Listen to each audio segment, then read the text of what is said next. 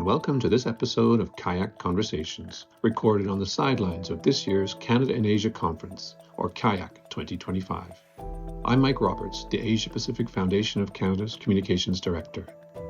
I'm excited in this episode to be joined by Gabriel Miller, the President and CEO of Universities Canada, APF Canada's partner in the annual Canada in Asia Conference series. Universities Canada is a membership organization providing universities from coast to coast to coast with a unified voice for higher education, research, collaboration, and innovation. I would encourage our listeners to visit the organization online to learn more about its important work in the higher education space. Please enjoy this episode with University Canada's President and CEO, Gabriel Miller.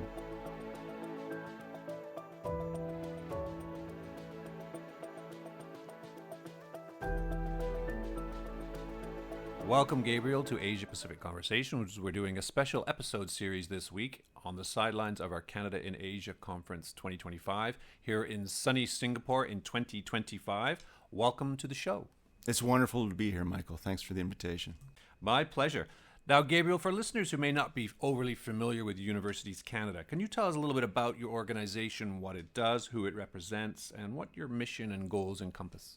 Absolutely. Universities Canada is the national voice of Canada's public universities, which really in practice means that we work with the heads of 97 universities across the country, from the smallest liberal arts type college universities to our very biggest research intensive universities anywhere in the country. And we first and foremost give them a voice with the public, but with the federal government on issues that affect higher education. And that means everything from the policies that affect the number of international students who come into the country to the investments the federal government makes in research. We also manage programs that benefit those universities and help advance their mission. So we manage a number of scholarship programs. And then a third part of our work that frankly has turned out to be an even bigger part of it than I realized when I started a year ago is we bring the presidents of universities together to support each other, share ideas, and work as a community. And that's become increasingly important because nationally our universities are facing some big challenges and people need all the help from their colleagues they can get. Excellent. And we'll circle back to one of those challenges as it intersects with sort of the international community. But before we did that, I wanted to talk to you a little bit about the partnership that we have with Universities Canada. So Universities Canada has been the co-host of the Canada in Asia Conferences initiative since its launch in 2023. I know you're relatively new to the organization, Universities Canada, but can you tell our listeners why this partnership is important for your organization and what makes the annual conference and its location here in Singapore, which is arguably the innovation and commerce hub of Southeast Asia, why it makes it such a good fit for your organization to be here in Singapore at this conference this week? Sure. You know, it's funny, when I look back at the past year, one of the first conversations I had was with Jeff, the president of the Asia-Pacific Foundation. He came and saw me in Ottawa, and it was to talk about this partnership. And at the time, you know, I left that meeting thinking two things. This is a person who knows an awful lot about the potential for Canada and Asia, and he's very enthusiastic about this conference. But every month since then, I've gotten a little bit better idea about why Canada and Asia is important. And being here just the past couple of days in the lead up to the conference and having a chance to talk to business leaders and university leaders, what has crystallized for me is this is just a tremendous vehicle for bringing the news about what Canada has to offer the rest of the world in terms of the talent in our universities, in terms of the quality of the ideas coming out of them, and the potential to work with private sector partners here and in Asia to maximize the impact of that talent and those ideas. And that can lead to all sorts of benefits for Canada, from more jobs to a more productive economy. So working with the Asia-Pacific Foundation is really what's opened that opportunity to us. And I think that there's just enormous potential for it to continue to grow and offer benefits in the future. Absolutely. And I can tell you, Jeff would agree with you on those sentiments 100%. I know he's a big supporter of collaboration in research, but also in talent mobility, and in the whole student space as well. So this year, we're at CIAC. We're just kicking off the event. So the event is supported by 7 universities from across Canada, which I think is a record number for us. To have that level of support from one sector is quite astounding. And then we have dozens more of universities in attendance. Why do you think it's important that our leading post-secondary institutions kind of get out in front of partners and peers in the Asia-Pacific? And would you say building those collaborative partnerships today is perhaps more important than it's ever been? And maybe why? Sure. Well, let me start by saying, yes, I think it's more important than ever. And I think whenever I'm asked this question, I start with why it's important to the country. And if we needed any reminder of why it's important to the country, we've sure gotten it in the last 2 months, because the decisions coming out of the United States and the threats when it comes to our trading relationship has had the same effect, I think, on university leaders that it's had on business leaders and political leaders, which is to really focus the mind on, are we doing everything we can to create growth and opportunity and diversify Canada's relationships with economies around the world? And so I think that's the first thing that's on people's minds right now, is the country needs to make this a priority. And then what perhaps doesn't get observed as much is universities are a really key part of any economic strategy for the country. In a world where it's going to be talent and your ability to apply knowledge in productive ways that's really going to determine your prosperity, universities are at the center of both of those things.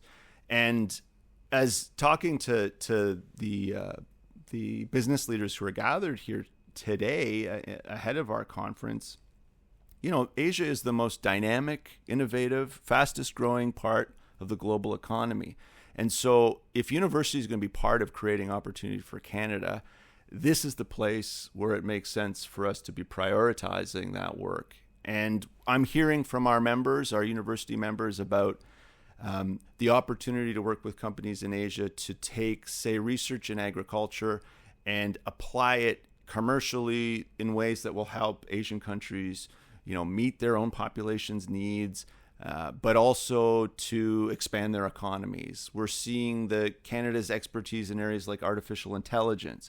How do we connect that to the needs of enterprises here in Asia? And of course, talent continues to really, I think, underlie all of this. Canada's brought a lot of Asian students to our country in the past decade. That'll continue to be important. But I think we're also starting to look more at, hey, how do we get more Canadians to come to Asia? How do we build those networks and those relationships both ways in a stronger way? And so all of those things, I think, are on the table for universities this week. Absolutely. And I know the whole talent mobility piece will be a big part of discussions here at CIAC. And I also note that the international students that we receive in Canada from overseas become lifelong ambassadors for our country, and they take learnings and knowledge that we've given them back to their economies and their communities. You're totally right. It would be nice to see the reverse of that and see Canadians going out into the world a little bit more robustly and bringing those same things back to Canada. Anyway, returning to Singapore this week here at the conference, we're exploring a number of central topics, including food security, the blue or ocean economy, clean tech, energy security and transitions, but education as a theme, it runs through much of this conference. From the discussions on global talent to investment in research partnerships, and there's a whole series on education. There's an education roundtable subset of the conference this year. What are you hoping your organization and the universities and colleges that you represent, what are you hoping they'll draw from this week's conference and take back with them to Canada? Well, I think two things. One is you do have to be committed to these initiatives in a long-term sustained way. And so I think the way to evaluate every one of these individual interactions is within the context of a bigger program. what's happening in the world right now in terms of seeing trading agreements rewritten and relationships strained is a reminder that beneath all of the policy and the diplomacy and the rules and regulations is the trust that has to be built between people. Business, government, democracy, there needs to be a strong foundation of trust that has to be sustained. And how do you build trust? It's by meeting with people. It's about getting to know them. It's about understanding their culture. And so to come here and spend time in Asia, talking to Asian business leaders, talking to researchers who work and live in this region, I just think it's indispensable to then having the foundation on which you can really turn that into practical results and more student exchanges, more research partnerships, more commercialization. And so when our members go home, to me, the most important thing for them to feel is we've gone further than we were a week ago in terms of building those relationships that will sustain any partnership that we decide to develop with folks here in Asia. Excellent. Presence, trust, I think you're right. They're the underpinnings of long-term relationships. I wanted to turn back to international students because you've mentioned the current turbulence in the world emanating from the Trump White House, but there's another issue that's kind of been plaguing, if you will, the post-secondary sector, and that is the international students, the issues that we're having around the cohorts that are being cut back, or there's been caps placed on them. It's the contributions to our knowledge and to our knowledge base and our economy is really being impacted by these caps and this negative vibe, if you will, that's going on around the whole international students piece. Can you tell us how that's impacted your organization? You're probably hearing some things on the ground. Sure. Are you optimistic that the pendulum's going to swing back in a more reasonable way? And what would be a timeline on that? Give us a little bit of background from your desk on what you think about this issue of the international students, which I think is important because we're here today in an international setting. It's a really important issue, and it's an issue that reveals a lot about the moment we're in. So first, on the impacts. International students, the tuitions they pay really represent the only growing source of revenue for higher education in Canada over the last decade. So the first thing we have to understand is that Canada has largely been without any kind of strategy for how it's going to sustain higher education for its own population. And part of the reason that the recent reductions in international students are hitting us so hard is because you're talking about a sector that's already been weakened financially by a decade or more of flatlined public investments, and in some places like Ontario, frozen tuition fees. And so you just have to do the math. As expenses go up, as you see inflation rear its head again, if you don't have a way to generate new revenue, then you're going to end up with big problems. It's going to start affecting our ability not just to bring talent to Canada, which is enormously important, but actually to provide higher education opportunities for kids who are born and raised right here at home. So the stakes are very high, and as those revenues contract, we see deficits appearing on dozens of universities' balance sheets. And then that inevitably is going to have consequences for the quality and quantity of higher education we can provide. And that's going to be bad for Canada's economy and for opportunity for younger generations in the future if we don't correct it. I think, to be honest, I'm slightly more optimistic about our ability to have a more informed and responsible response to this challenge as a result of the challenges we're facing in the global economy right now, because the threat from the American president has forced Canadians and I think our governments to sit back and go, we're going to need to find growth and opportunity for this country everywhere we can. And we can't turn ourselves off to the supply of the best and brightest minds in the world, because we're going to need those people to come here and be engineers and entrepreneurs. And we're also going to need them to go back to countries around the world and strengthen our trading relationships with those countries. So I just think the argument for really targeting the people we most want and have the most to contribute is so strong that it will prevail. But it's important that we get there sooner rather than later, because Canada is going to lose a big advantage it's built by becoming a leader in international education if it prevaricates and delays and sort of sends mixed messages to the world about whether we're still committed to being a world leader in this area.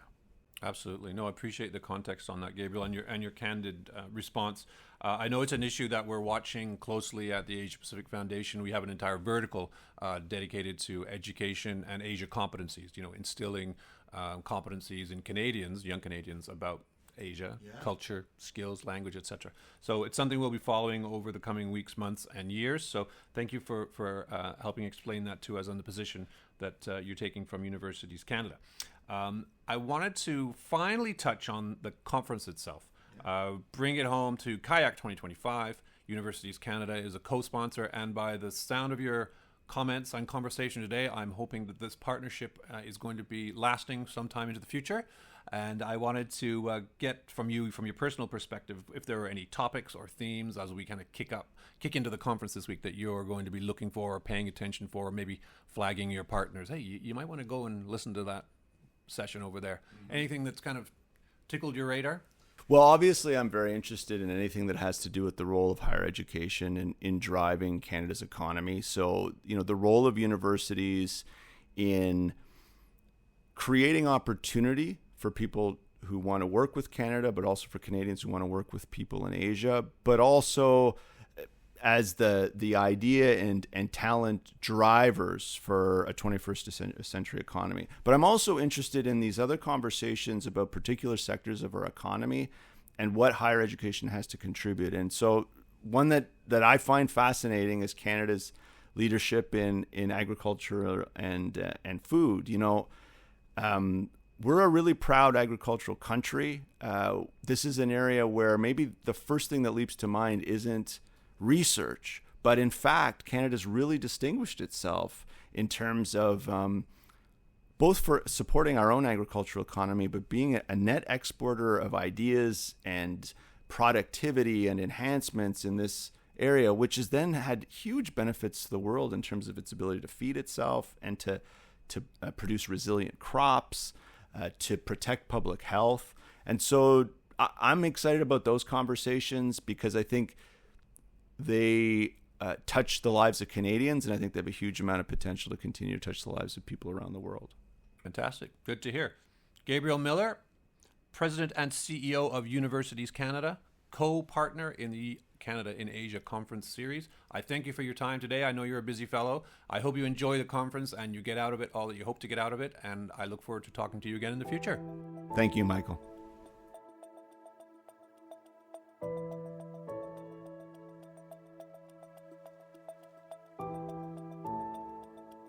Thank you for listening to this episode of CIAC Conversations, featuring Universities Canada's President and CEO, Gabriel Miller. I hope you enjoyed his thoughts and insights on the Canada in Asia Conference. For more on CIAC, please visit us online at canadainasia.ca. Until next time, thank you for listening.